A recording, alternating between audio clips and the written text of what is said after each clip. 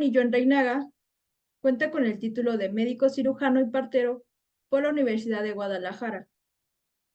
Estudió la especialidad médica en psiquiatría y un curso de posgrado de alta especialidad médica en psicogeriatría en el Hospital Psiquiátrico Fray Bernardino Álvarez, con titulación por la Universidad Nacional Autónoma de México. Stephanie realizó su estancia formativa en el Hospital Ramón y Cajal en Madrid, España, en la unidad de enfermedades neurodegenerativas y deterioro cognitivo. Cuenta con un diplomado en manejo integral del estrés postraumático por la Asociación Iberoamericana de Neurociencias y Psiquiatría. Stephanie ha participado como ponente en diversos espacios educativos y de divulgación científica sobre temas relacionados con la salud mental. Hace ya algún tiempo se integró al equipo de Psicointegralis como ponente y es muy querida por la comunidad. Bienvenida, ya te vemos por aquí, te cedo el micrófono. Adelante. Gracias, muchas gracias. Este, bueno, buenas noches a todas y a todos. Para mí es un honor estar aquí y compartirles esta charla, ¿no? Eh, ya puedo compartir, ¿verdad? Sí, ¿Sí se ve? sí, ya se ve. Solo falta modo presentación, pero ya se ve. Ah, ok, vale. Bueno, este, esta charla creo que tiene un poco de alguna visión, un poco una visión muy propia, que no sé si realmente la comparta como toda la comunidad de psiquiatría, pero obviamente se basa en observaciones de la práctica clínica que hago todos los días y de la formación continua que también he tratado de llevar y del compartir con otros profesionales. Em, Cuando planteaba como la temática, les decía que eh, quizás era un poco como ambiciosa, porque sí traté de tocar como muchas cosas, y quizás cada una de ellas se quede como muy corta, pero bueno, lo que quiero transmitir es una idea como general que al final puse en un párrafo en las conclusiones. Entonces, bueno, quizás el hilo de la charla sea un poco raro, quizás al principio, pero bueno, espero poder transmitir estas ideas que tengo. Más o menos está estructurado esto así. Primero, lo que quiero plantear o poner en la mesa es principalmente el cuestionarnos, todo esto que está pasando por los avances científicos y que está pasando con la salud mental. Y entonces primero como que cuestionarnos, pues, cómo estamos definiendo los trastornos mentales, ¿no? Y después quisiera como resumir muy brevemente, mencionar algunos de los avances neurocientíficos o de las ciencias que a mí me parece que obligadamente están cambiando nuestra perspectiva de los trastornos mentales. Son solamente como ejemplos, en realidad o sea, hay investigación en todo y hay avances, todos los días se descubre algo nuevo sobre el cerebro y la mente, ¿no? Y finalmente proponer este marco de trabajo que yo creo debe ser interdisciplinario justamente por la complejidad que nos estamos encontrando al estudiar la mente, ¿no? Entonces, bueno, primeramente, pues, digo, la intención del ciclo de estas conferencias, pues era el hablar sobre los trastornos mentales, pero sí creo que, o sea, creo que este esfuerzo de hablar al respecto llega en un momento ideal porque definitivamente estamos en un momento histórico en el que sí nos tenemos que cuestionar a qué estamos llamando trastornos mentales, ¿no? Y bueno, creo que la psiquiatría viene arrastrando como una historia bastante oscura, diría yo, que yo creo que es derivado de que la mente probablemente sea de los fenómenos más complejos que hay en el universo conocido, ¿no? O sea, yo creo que por eso las neurociencias han llegado a ser incluso como tan populares. Casi a todo el mundo le gusta saber cosas sobre la mente, ¿no? Y es un tema como que a todo el mundo le interesa. Este, y, y bueno, pues es algo muy, muy complejo y por lo tanto que debido a esa complejidad creo que ha evolucionado de una forma pues muy lenta, ¿no? O sea, yo muchas veces le digo a los consultantes o comparto con colegas, les digo, es que no es lo mismo estudiar un órgano, por ejemplo, ahora que mencionaban el corazón, ¿no? El corazón bombea sangre. No es lo mismo estudiar un órgano que pues es una bomba, sí, es compleja, pero es una bomba, a estudiar ese órgano que nos hace pensar, que nos hace sentir, que nos hace enamorarnos, que nos hace odiar, ¿no? O sea, definitivamente el atraso que hay en la psiquiatría respecto a otras especialidades médicas, yo creo que es producto de esta complejidad. Y bueno, aquí traté como de hacer un mini resumen, ¿no? De cómo hemos pasado de explicar los trastornos mentales a partir de ideas místico-religiosas, de creer que se debían a demonios que había dentro de la cabeza y de ahí que hacerle un hoyo al cráneo para que pudieran salir esos malos espíritus. Después pasamos a esta teoría de Hipócrates, ¿no? De que eran estos cuatro humores y que la bilis negra era la que te daba la melancolía, entonces como tenías mucha melancolía, pues por eso estabas triste.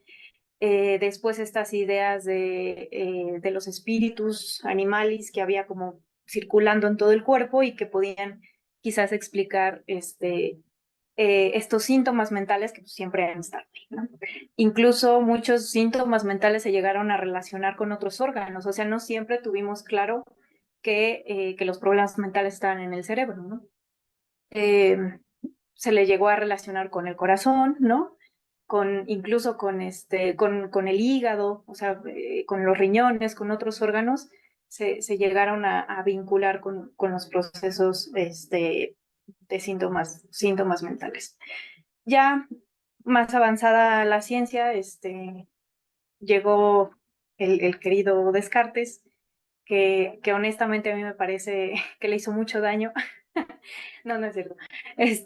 A la ciencia al hacer esta dualidad, ¿no? Y esta separación que se hizo del cuerpo y la mente, yo creo que ese debate es totalmente obsoleto e infértil. Definitivamente no está separado el cuerpo de la mente, pero bueno, más o menos a finales del siglo 18, pues Descartes plantea como esta dualidad que hasta el momento persiste como en nuestra mente y en nuestras concepciones, ¿no?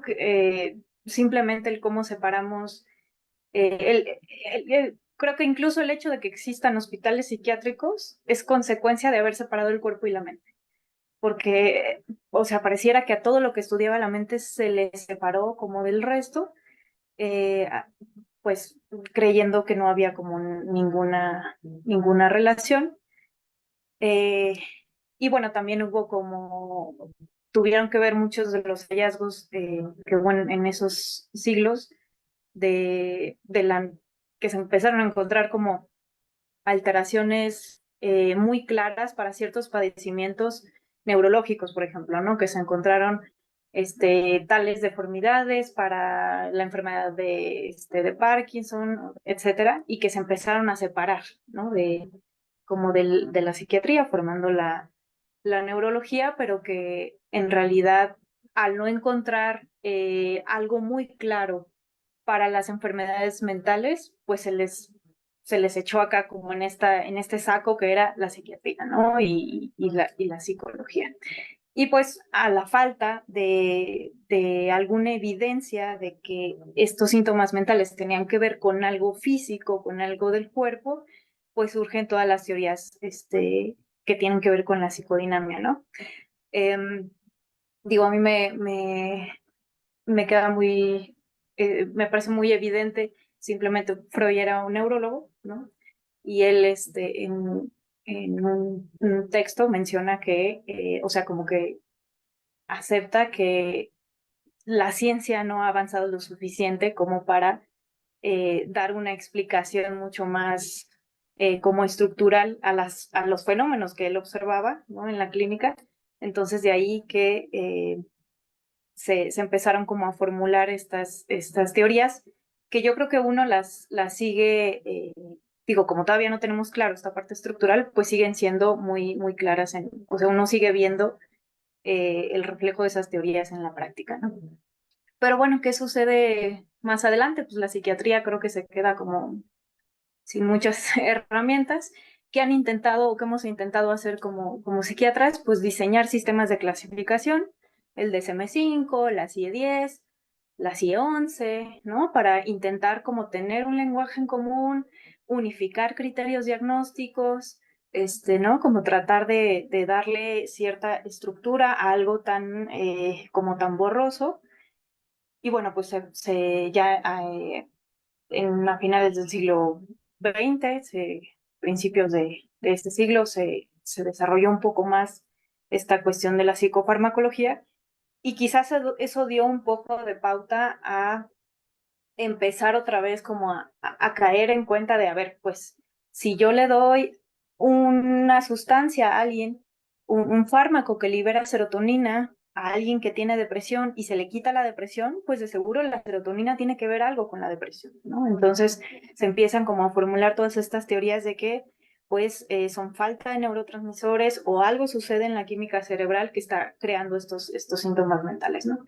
Pero ahora, ¿qué es lo que estamos viendo? Que las neurociencias están avanzando tanto y tan rápido que actualmente lo que se busca es que los diagnósticos en psiquiatría de los trastornos mentales dejen de ser tan meramente clínicos, dejen de ser subjetivos y encontrar métodos diagnósticos biológicos para lo que estamos observando en la clínica, ¿no?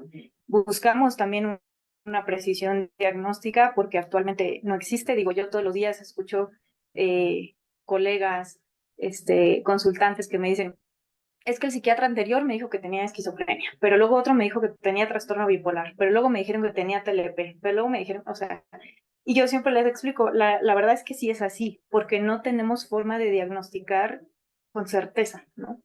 Entonces, bueno, creo que eso trae sus consecuencias y sus negligencias también, pero definitivamente tenemos que cambiar esos paradigmas y tenemos que caminar hacia una atención de los trastornos mentales que sea integral, considerando que estamos ante sistemas sumamente complejos, ¿no? Y no nomás hablo del cerebro como un sistema complejo, sino en general del cuerpo, y es parte de lo que quisiera hablarles.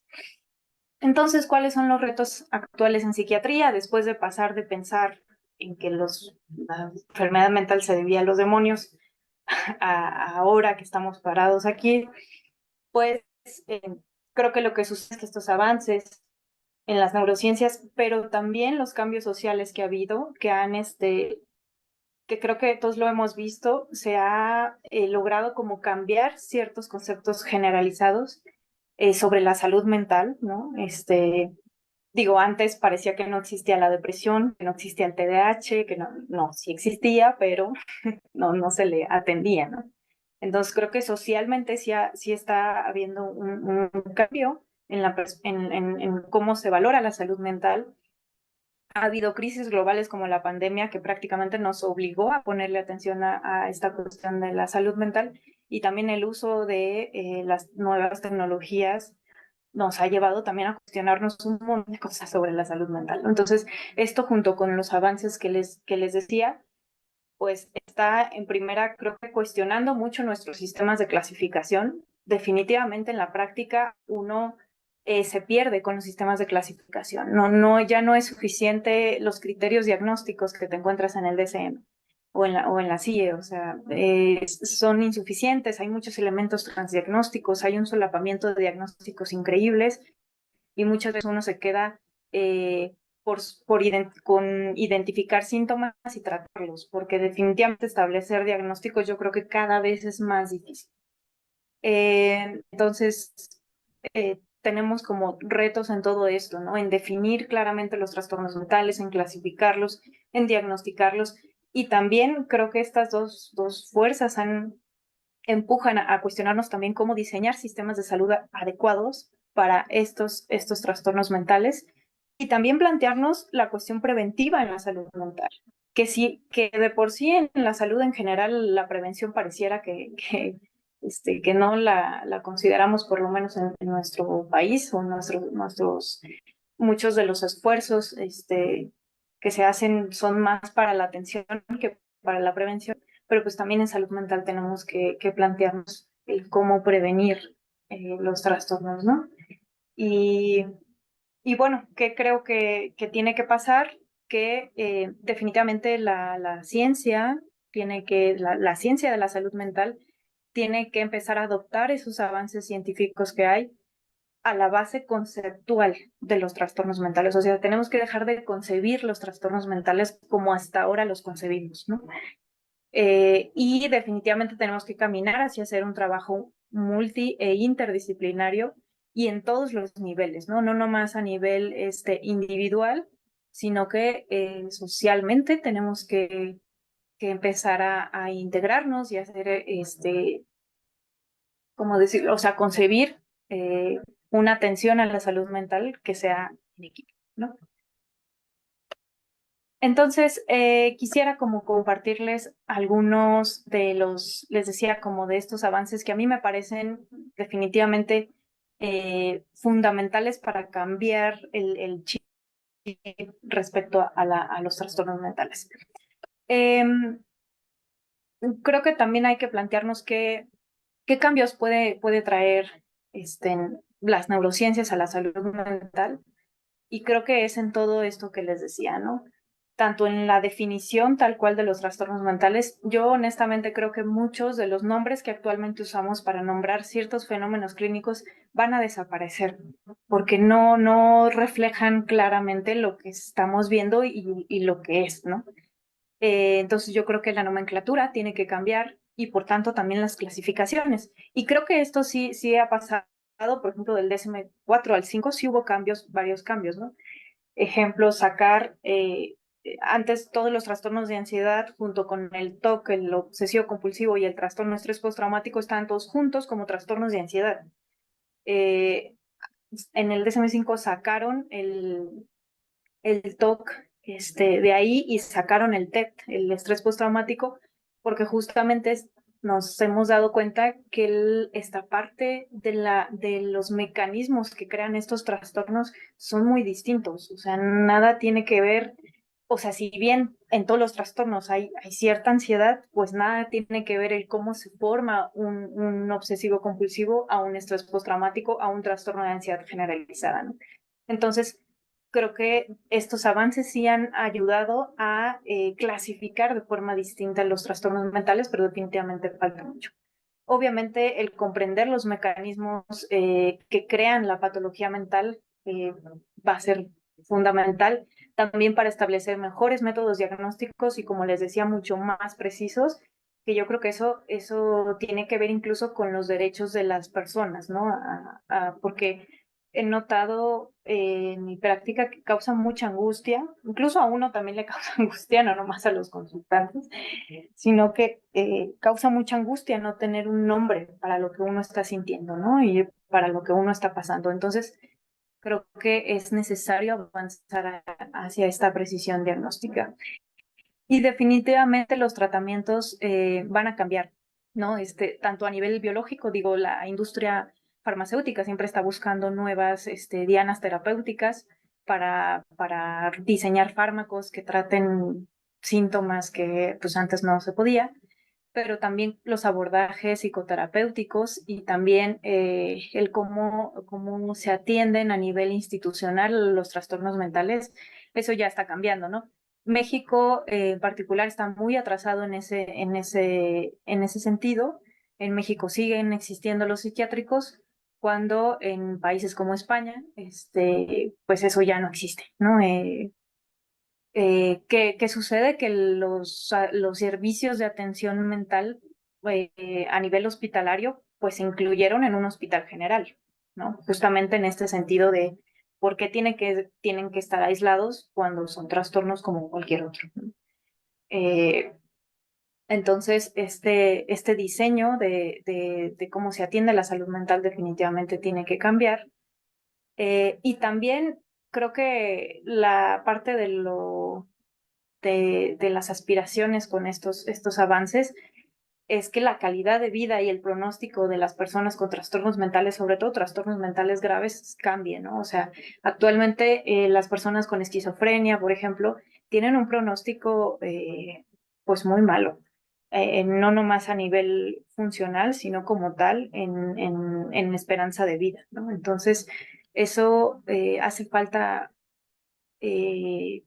avanzar mucho en cómo tratamos estos trastornos mentales graves para poder ofrecer mejor calidad de vida y un mejor pronóstico. Y creo que algo que es muy importante eh, y que nos ayuda estos avances en las neurociencias es eliminar este estigma que hay hacia los trastornos mentales, ¿no? O sea, dejar de verlos como problemas del alma, como problemas de algo que está ahí en el éter flotando o no sé, y empezar o sea,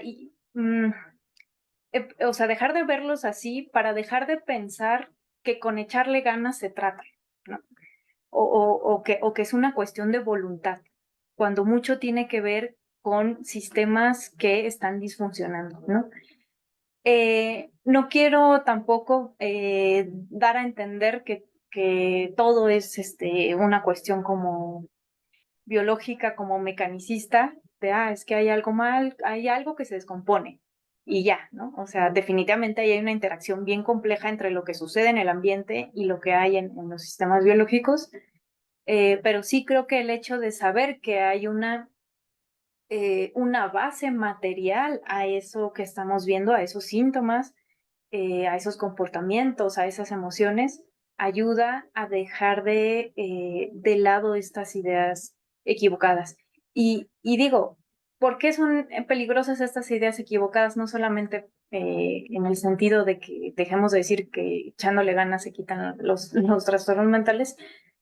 Digo, en su momento histórico, esas creencias eh, pues hicieron que socialmente se hicieran cosas bastante crueles, ¿no? Como encerrar a las personas con trastornos mentales, encadenarlas, torturarlas, hacer los procedimientos pues totalmente crueles, ¿no? Y que desafortunadamente continúan. O sea, a mí todavía me tocó ver un paciente, una persona con esquizofrenia que su familia la tenía encadenada. Entonces, creo que es importante conocer esta base material para poder explicarla y eliminar muchas de estas prácticas. Entonces, les decía, les comparto algunos avances que a mí me parecen fundamentales. Uno de ellos es esta parte de la genética, que bueno, eso ya lleva muchas décadas. Algo que se ha visto es que los trastornos mentales tienen una alta heredabilidad. Y eso es evidente en la clínica, ¿no? Ustedes de seguro lo han visto más de una vez, como todo el sistema familiar, a veces todo es disfuncional, pero no solamente por el hecho de que sea disfuncional intrínsecamente, sino que seguramente en muchas de estas dinámicas familiares tan complejas, también influye que muchos elementos tienen trastornos mentales, ¿no? O sea, muchos elementos de la familia. Entonces, bueno, se ha visto como este agrupamiento, por así decirlo, que hay en las familias de trastornos mentales. Y la heredabilidad se ha calculado más o menos entre el 40% para los trastornos depresivos o trastornos de ansiedad, pero hay enfermedades mentales o trastornos mentales eh, graves en los que la heredabilidad es altísima, ¿no? Y que, les digo, en la práctica en la práctica clínica es bien evidente. Entre ellos la esquizofrenia, el trastorno bipolar y el TDAH son de los trastornos mentales con más alta heredabilidad. Y bueno, ¿qué es lo complejo de la genética, de la cuestión genética en los trastornos mentales? Que no es esta base genética mucho más sencilla de entender y de tratar, de cuando un solo gen está cambiado y ese gen mutado se hereda y la persona que lo hereda expresa una enfermedad, ¿no? La cuestión mental no es tan sencillo. Se han identificado muchísimas variaciones genéticas o mutaciones que pudieran estar relacionadas con los trastornos mentales. Algo interesante es que se han encontrado que muchas de esas variaciones genéticas son comunes a varios trastornos mentales, o sea, las comparten. Esto puede ser que los genes que se han identificado tengan que ver con vías de neurotransmisores o moleculares que atraviesan varios trastornos mentales o también que generan ciertos síntomas que comparten varios trastornos mentales, ¿no? Por ejemplo, el déficit de atención, pues las personas con esquizofrenia tienen un déficit de atención increíble, ¿no? Entonces, probablemente una serie de mutaciones genéticas que altera las vías que tienen que ver con la atención esté alterada en ambos trastornos, ¿no? Entonces, actualmente lo que eh, queda claro es que muchas de estas variaciones genéticas, más que ser factores de riesgo para una enfermedad en específico, confieren un riesgo general para trastornos mentales, sobre todo graves, ¿no?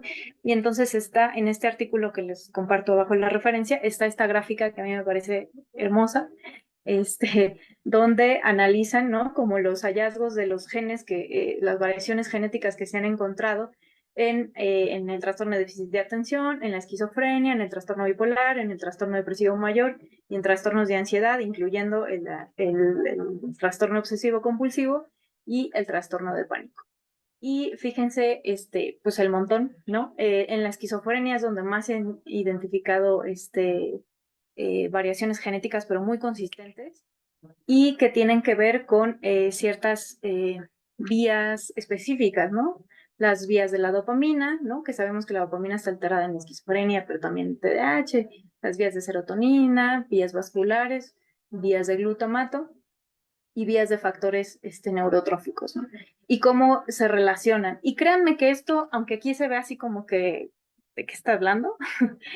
Créanme que esto en la práctica clínica es muy evidente. O sea, es bien frecuente que en una familia encontremos antecedentes de trastorno bipolar, o sea, vemos un paciente o una persona con esquizofrenia y tiene antecedentes familiares de trastorno bipolar, de trastorno depresivo, ¿no? Entonces, sí hay ahí una relación genética importante, ¿no?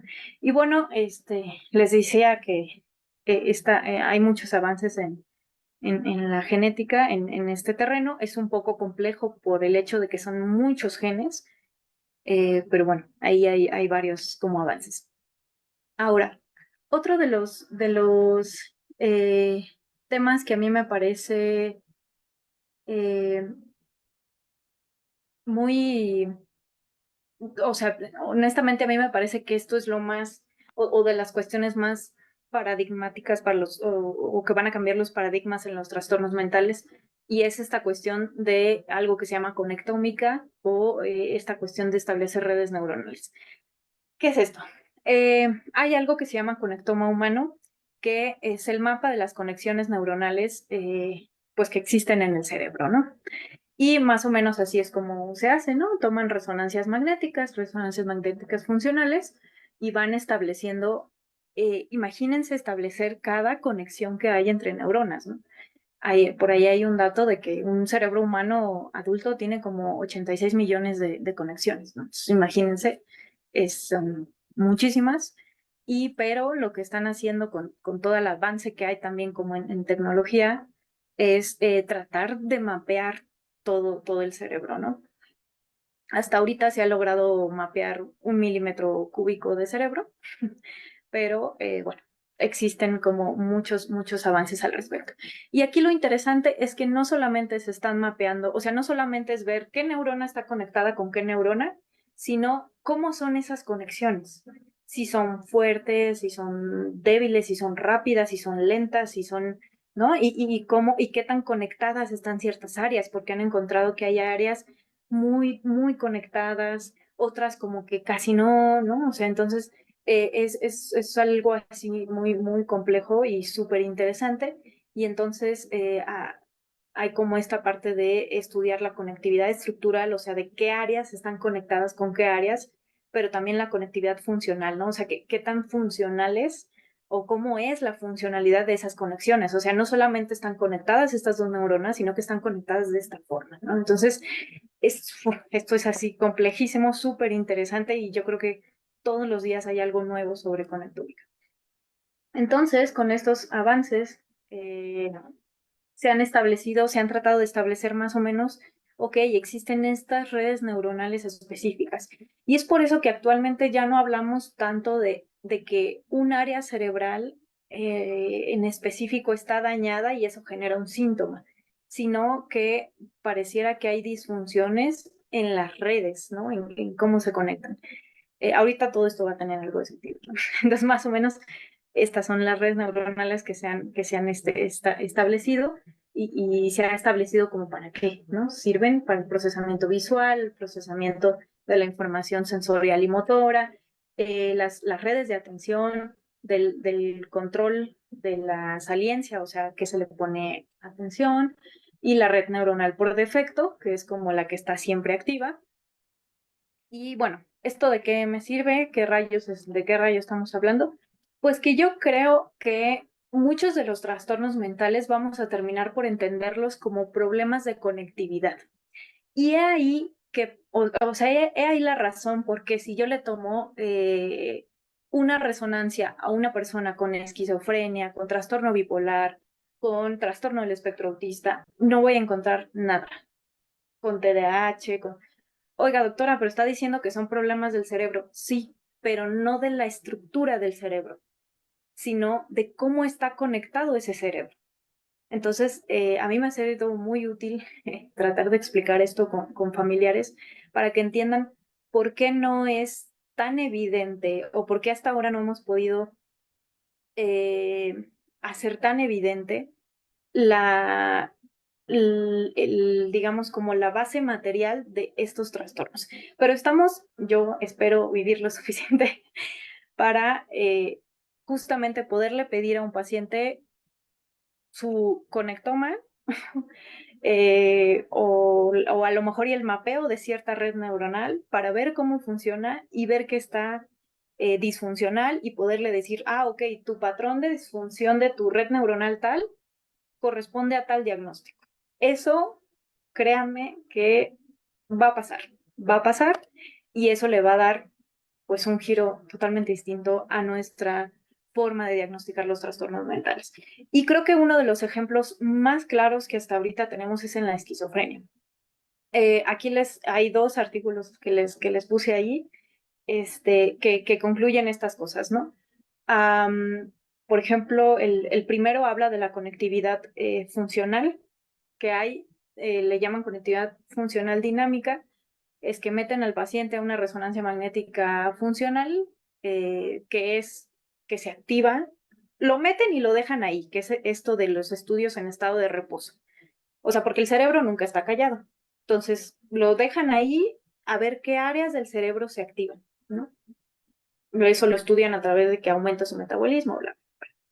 Entonces, ¿qué se ha visto en la esquizofrenia? Y estos son hallazgos muy consistentes, que hay una alteración generalizada de la conectividad funcional, que hay una alteración en este sistema de los triple de red neuronal, que es son estas redes, y que estas redes están implicadas en el comportamiento dirigido a objetivos y en el procesamiento sensorio-motor. Entonces, lo interesante, por ejemplo, en este estudio, que es el primer artículo, que es del 2023, ¿no? es que hay una correlación entre estas alteraciones que encuentran en estas redes neuronales con los síntomas positivos y negativos, o sea, en la gravedad de los síntomas. Pero además, que estas alteraciones en la funcionalidad de esta red mejoran con los antipsicóticos, que es el tratamiento para la esquizofrenia, ¿no? Entonces, también le estamos encontrando fundamento al uso de ciertos fármacos o también de ciertas intervenciones, ¿eh? Porque también se han visto cambios estructurales después de psicoterapia, después de intervenciones de todo tipo. Entonces, bueno, el otro artículo, el de abajo, que es un poco más específico sobre la esquizofrenia, encuentra más o menos lo mismo, ¿no? Una baja conectividad en áreas sensoriales y en las vías tálamo corticales y una conectividad aumentada entre el tálamo y el sistema de procesamiento sensorial. Y esto es muy cierto, ¿no? O sea, pareciera que las personas con esquizofrenia lo que tienen es que no, todo esto que están percibiendo a su alrededor no lo procesan muy bien y por eso esto de las alucinaciones y las ideas delirantes, etcétera, ¿no? Entonces, el punto de esto es, ok, la esquizofrenia ya no es una posesión demoníaca, ya no es eh, un trauma de la infancia.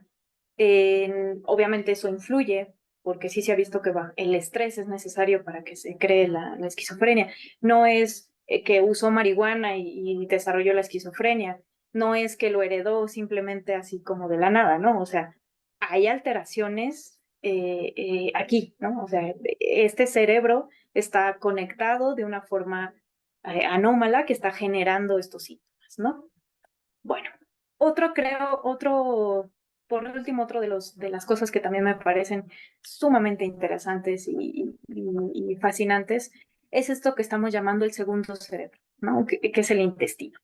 En nuestro intestino tenemos un montón de bacterias, hongos y demás microorganismos que de hecho son mucho más numerosos que neuronas, ¿no? O sea, entonces yo a veces me pregunto hasta filosóficamente, existencialmente, ¿somos más bien bacterias con células, ¿no? O sea, somos más bacterias que otra cosa.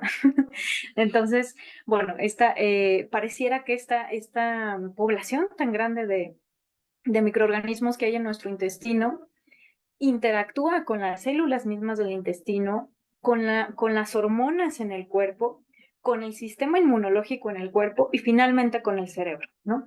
Y entonces, ¿qué es uno de los hallazgos más consistentes en este sentido? Que pareciera que una alteración en este eje que le llamamos eje intestino-cerebro o eje microbiota intestino-cerebro genera muchos de los trastornos del neurodesarrollo que vemos. Y uno de los más consistentes son los trastornos del espectro autista, ¿no? Por eso se le ha relacionado con todas las alergias alimentarias. Y eso también se ve en la práctica clínica. Pregúntenle a los pacientes con autismo si algún alimento les hace daño o si tienen alergia a algún alimento, y créanme que es un hallazgo súper consistente, igual en el TDAH, ¿no? Entonces, pareciera que la microbiota intestinal influye en muchos procesos, en la barrera hematoencefálica, en la poda sináptica, en la generación de nuevas neuronas y la señalización neuronal, que todo esto tiene que ver con los procesos de neurodesarrollo y que esto termina modulando comportamientos y emociones, como la sociabilidad, el procesamiento sensorial, la memoria, el aprendizaje, incluso el estrés, ¿no? Entonces, esta frase muy de eres lo que comes, quién sabe y tenga como su fundamento más allá de lo que decimos, ¿no? Entonces creo que esta es una área que también se está desarrollando de forma increíble, o sea, se han visto, se han correlacionado ciertas poblaciones bacterianas con esquizofrenia, con enfermedad de Alzheimer, con depresión, con enfermedad de Parkinson, o sea, esto que les estoy platicando de genes, redes neuronales, el cerebro, ustedes pongan cualquier trastorno mental y sus redes neuronales y microbiota y créanme que va a haber más de un estudio al respecto. O sea, aquí estoy poniendo como solo ejemplos la esquizofrenia, los trastornos del neurodesarrollo, son de los hallazgos más consistentes, pero en realidad hay estudios de prácticamente todos los trastornos mentales y su relación con estas cuestiones, ¿no? Entonces, como es evidente, creo, la mente deja de ser este sistema, pues así como que sin respuesta o como borroso, ¿no? Eh, a lo mejor y sí más complejo, pero empieza a tener sentido, ¿no? O sea, muchas de las cosas que vemos empiezan a tener como cierto sentido o quizás no, pero lo que queda claro es que esta es una cosa sumamente compleja,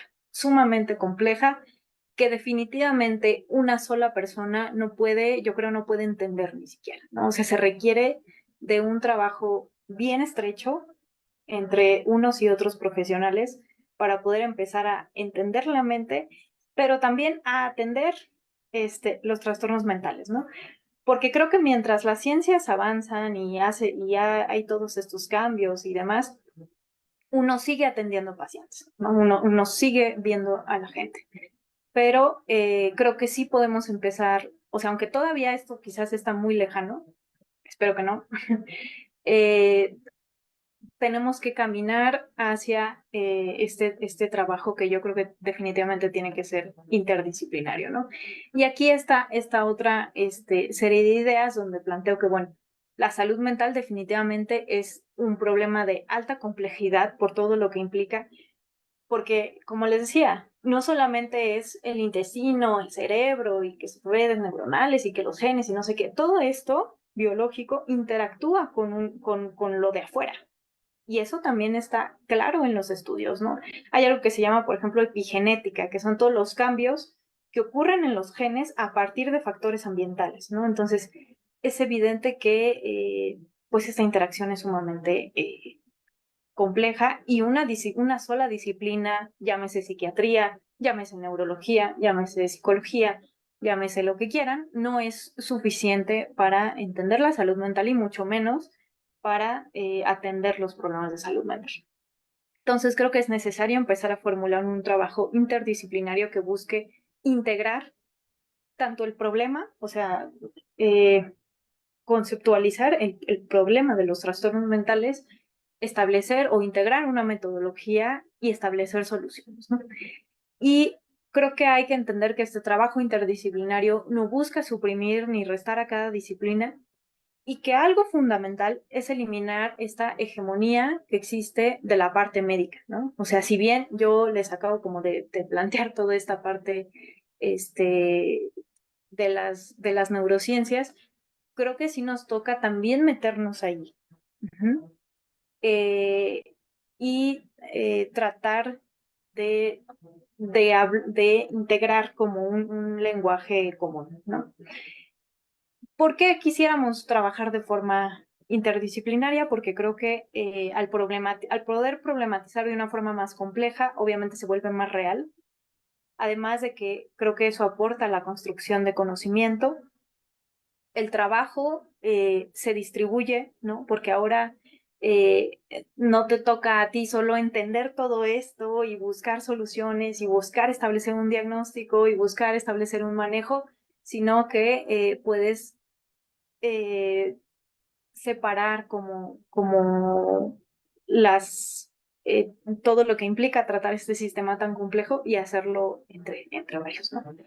Además de que la metodología del abordaje también se diversifica y se pueden formular planes terapéuticos integrales para obtener mejores resultados. Es decir, si yo sé que el intestino tiene que ver con el cerebro, pues ya no solamente es mm, no sé, o sea, quédate con este medicamento o con esta visión, ¿no? O sea, también hay que integrar como a todo el equipo médico y no médico también, ¿no? Que es algo en lo que en muchos otros lugares se ha avanzado, ¿no? Como en Argentina, donde la atención a la salud mental me parece que es mucho más integral. ¿Cuál es el problema? Hay muchos problemas para poder establecer un trabajo interdisciplinario.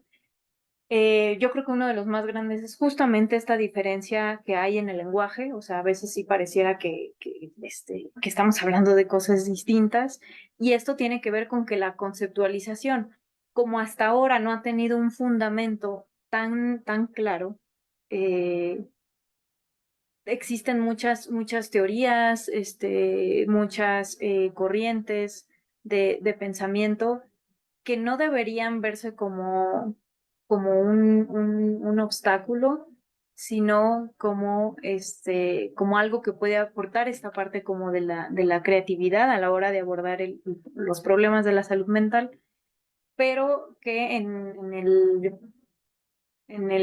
la realidad, en la práctica, si esta conceptualización tan diversa sí puede llegar a causar problemas, y que creo que si logramos definir mucho más los trastornos mentales con esta base material, la conceptualización podría ser mucho más fácil, ¿no?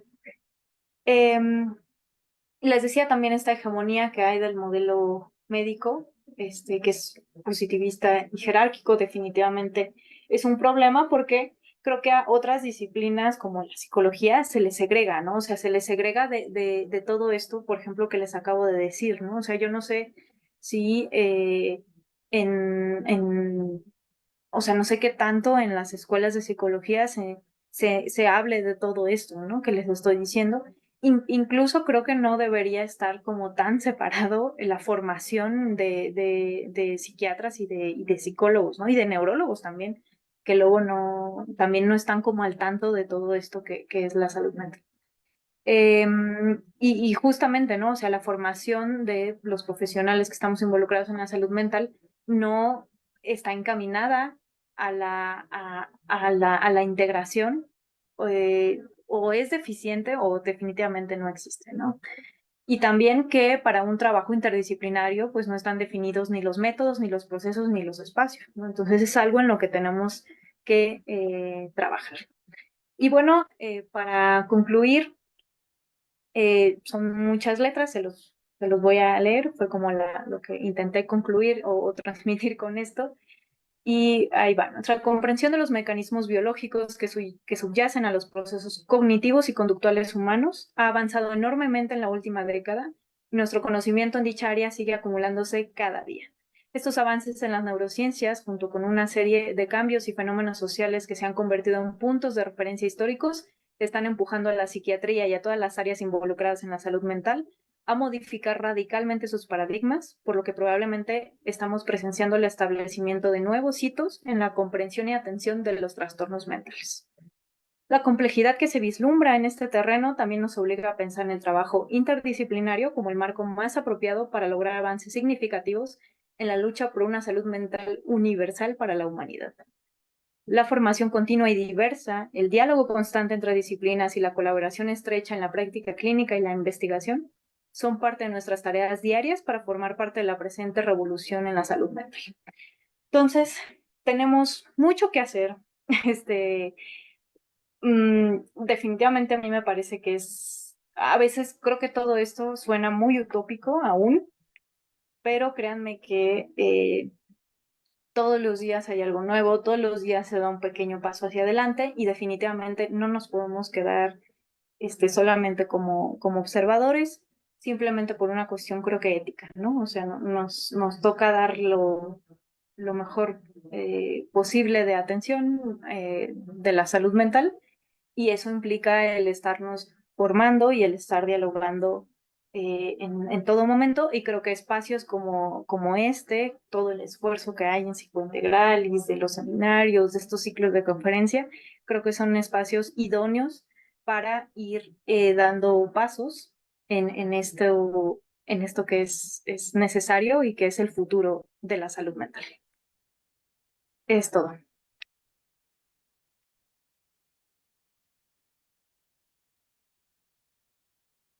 Muchísimas gracias, Joen. Voy a comenzar a leer algunas preguntas que tienen por aquí. Entre los comentarios también vienen felicitaciones. Gracias, Joen, por tus aportaciones siempre tan precisas y creo yo siempre tan incluyentes de nuestra profesión.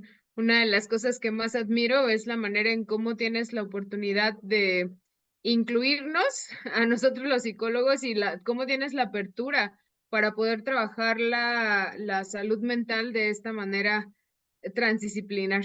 Muchísimas gracias. E interdisciplinar también. Gracias, Jen. Voy a leer y enseguida le damos la palabra a Brenda.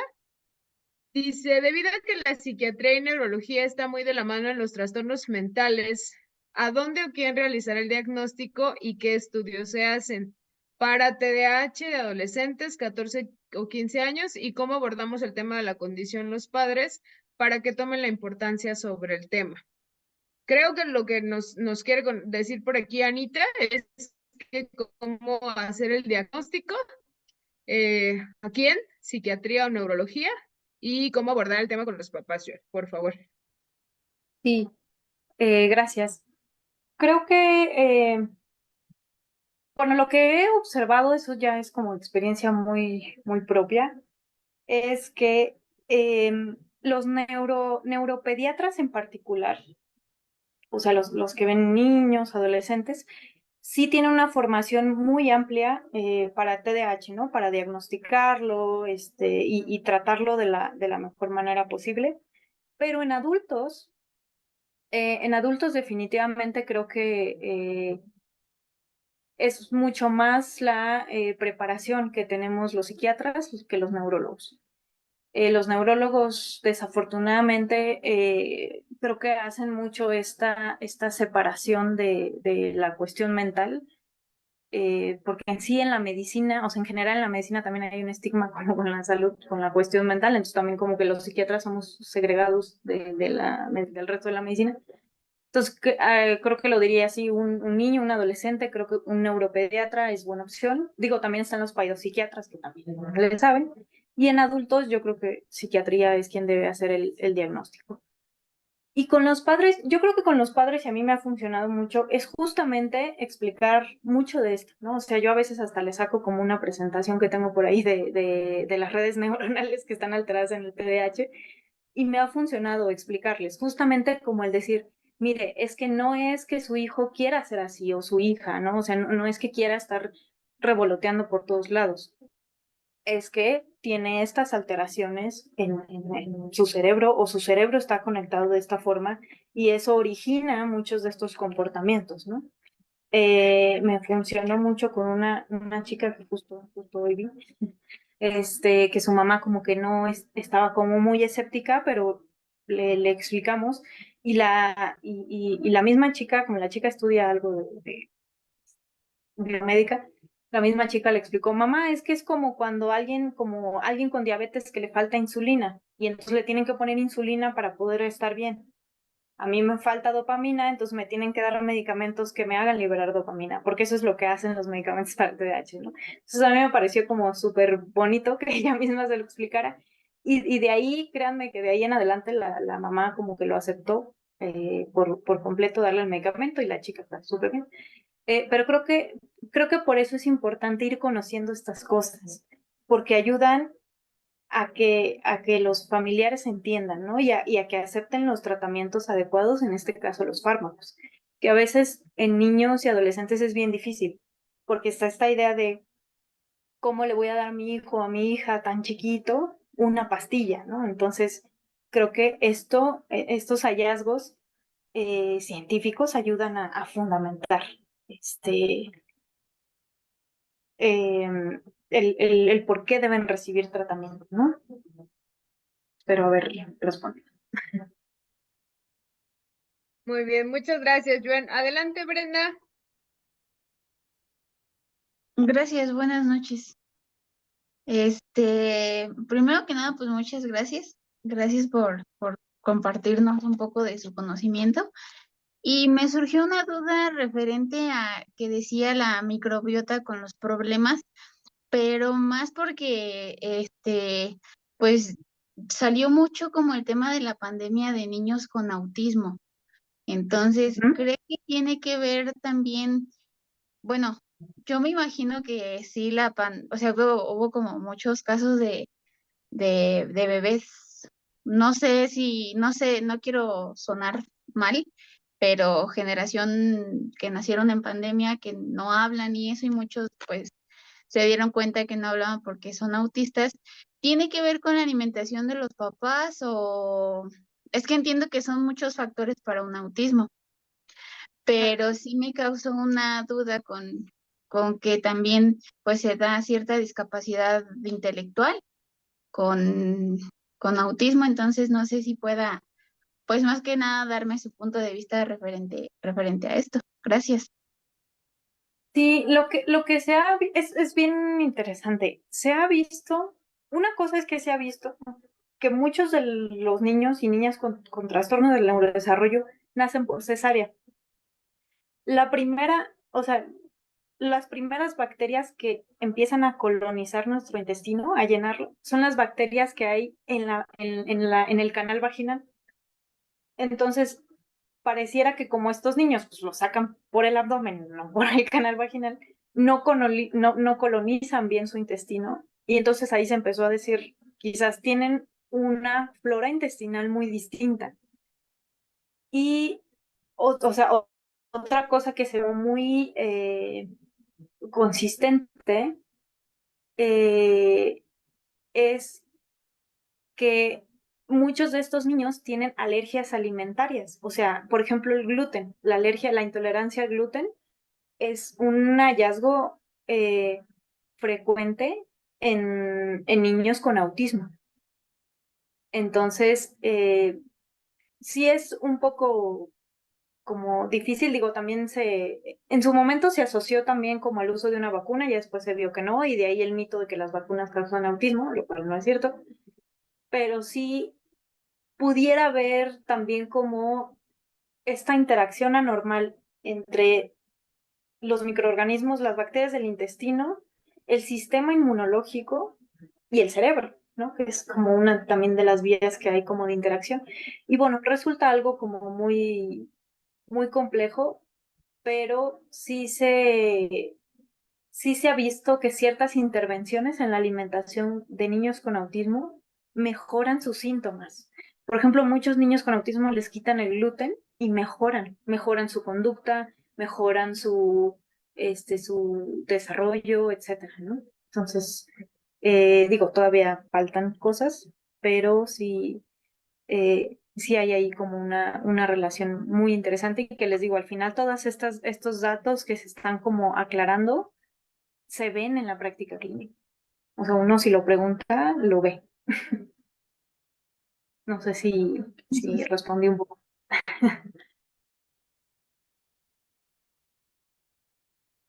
Muchas gracias, Joen. Por acá en Facebook te preguntan, ¿un psicólogo podría recomendar algún tratamiento alternativo como flores de Bach o ashwagandha para síntomas leves de insomnio o ansiedad? O sea, obviamente eso creo que queda como lo de cada quien, pero sí creo que hay que tener muy claro cuando los síntomas ansiosos, depresivos o demás son como lo suficientemente graves para más bien buscar una referencia a psiquiatría, ¿no? Porque muchos de estos fármacos o de estas formulaciones naturistas sí tienen cierto fundamento, ¿no? O sea, sí hay estudios también como con plantas, pero, eh, pero no tienen como una base o una evidencia científica tan sólida como los fármacos.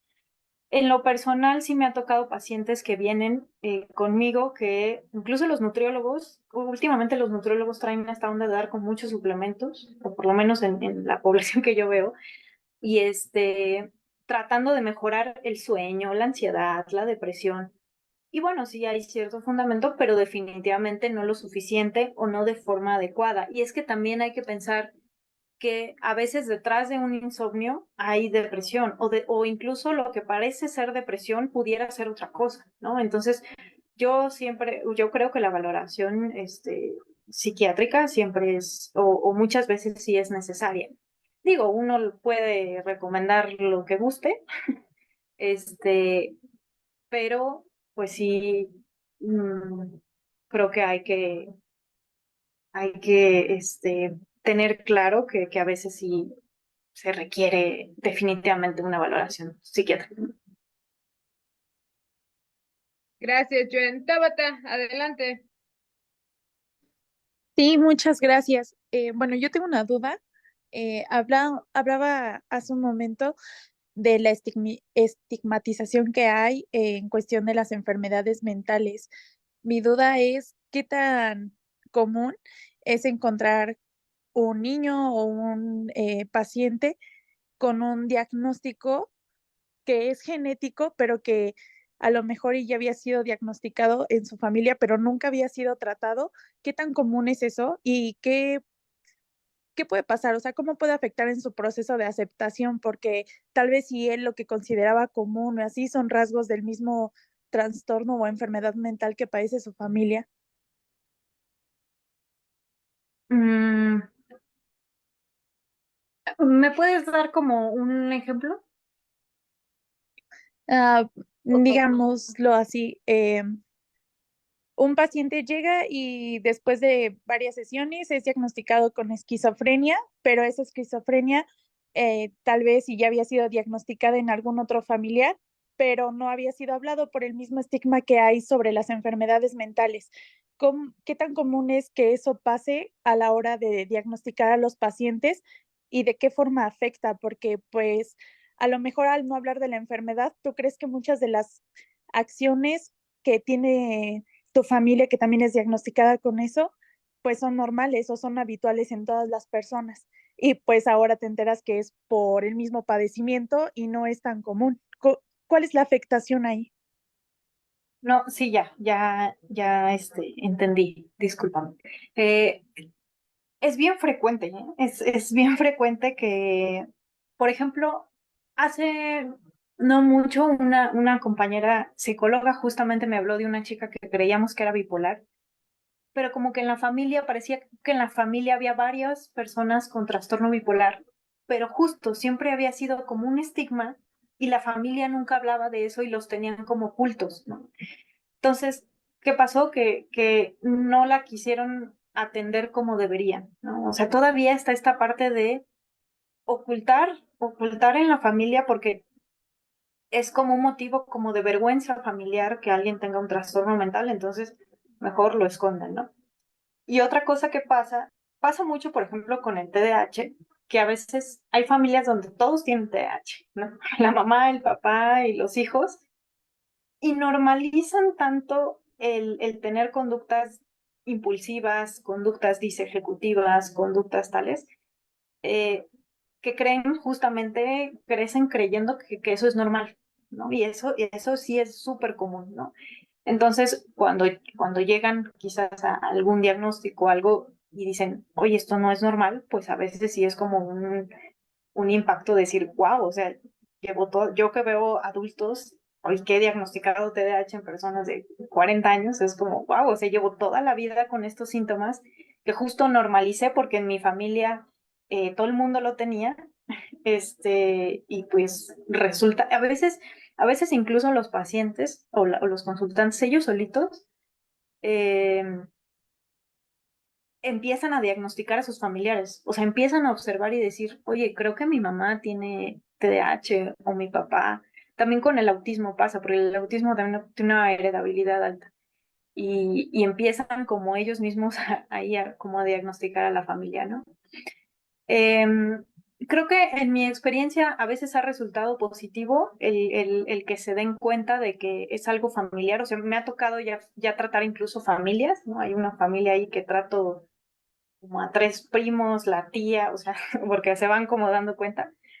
Eh, pero sí hay familias que reaccionan de forma contraria, ¿no? Hay elementos con estas enfermedades y las tratan como de ocultar. Y obviamente eso es bien triste porque lleva a una falta de atención, o sea, de que no reciban la atención adecuada, ¿no? No sé si ahí sirvió lo que dije. Sí, muchas gracias. Sí, o sea, Voy con la siguiente, Joan. Beth Márquez, de Facebook, nos comenta a ver si realmente requiere el medicamento, porque nos encontramos ante una condición y predisposición de medicamentar mucho y para el adecuado diagnóstico y las beneficientes los usos de medica resolver con pastillas sin hacer tipo. Perdón, directora, te trabaste. No sé qué no A ver, ¿ahí me comentario escucho bien? leíste. Creo que ya, pero no se entendió el comentario. Ok. Decía, ¿ahí me escucho bien? Sí, Ok. Vamos a ver si realmente requiere el medicamento por mm, esta predisposición a morir y sin querer usar la no, psicoterapia. directora. ¿Me puedes comentar qué comentario estás leyendo de Facebook? Es que ya hay varios y